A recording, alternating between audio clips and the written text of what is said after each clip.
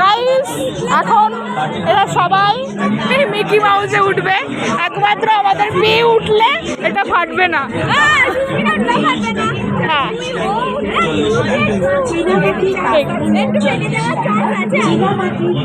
চলো চ কাকুকে শুনে আসি, ওরা উঠবে উঠবে নেবে না। হ্যাঁ গাইস এই মালটাকে নিতে পারে, শুটকি আমাদের নেবে না, ডাবলু উঠবে না। তো গাইস একটা নিউ ব্লগ নিয়ে তোমাদের মধ্যে আবার চলে আসলাম। তো আমরা আজকে চলে যাচ্ছি একটা মেলায়। তো মেলাটা ছিল এই যে 17 হাত কালী মায়ের পুজোর মেলা।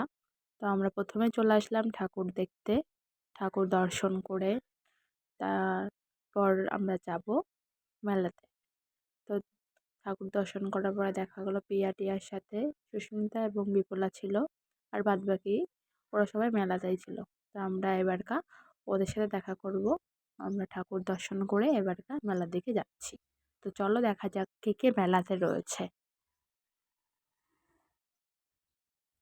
তো চলে এসছে ওরা, এই যে অঞ্জলি ছিল আর পিউ ছিল আর পম্পি ছিল। তো এরা তিনজন মেলার মধ্যেই ছিল।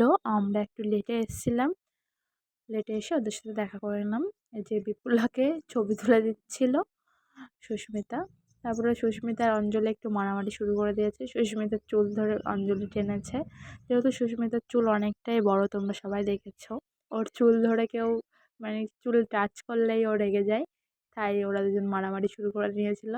পিউ আবার ওদের একটু থামাতে গেছিলো। তো এইরকম করে ওরা সবাই মারামারি করার পরে আমরা এবার মেলার দিকে চলে যাব।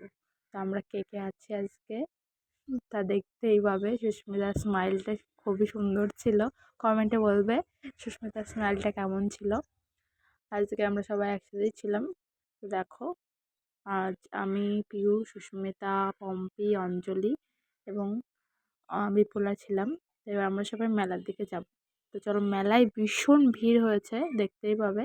মেলায় প্রচুর দোকান, কারণ এই মেলাটা অনেক বড় হয়। তো মাঝে একটা নদী আছে, ওপাশে আর একটাও মেলা হয়, দুপাশে দুটো।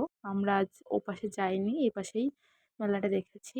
তো মেলাটা দেখছি, মেলা দেখার পরে কিছু খাওয়া দাওয়া করব, তারপরে আমরা সোজা বাড়ি চলে যাব।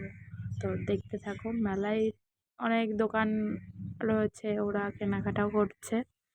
হঠাৎ একটা মিকি মাউসের সামনে গিয়ে ওদের মনে হলো যে ওতে উঠবে। তো ওরা ওই নিয়ে ডিসকাস করছে, করতে করতে আমরা বললাম পিউকে ওঠানো যেতে পারে, কেননা পিউয়ের বডিটা যেরকম ওকে নিতে পারে। তো ও বলছে না অঞ্জলিকে, আর অঞ্জলি বলছে কি আমাকে নেবে না, পিউকে নেবে, কারণ পিউয়ের বডি যা, ও উঠলে কোনো প্রবলেম হবে না। পিউ হঠাৎ লজ্জা পেয়ে বিপুলার পিছনে চলে গেল।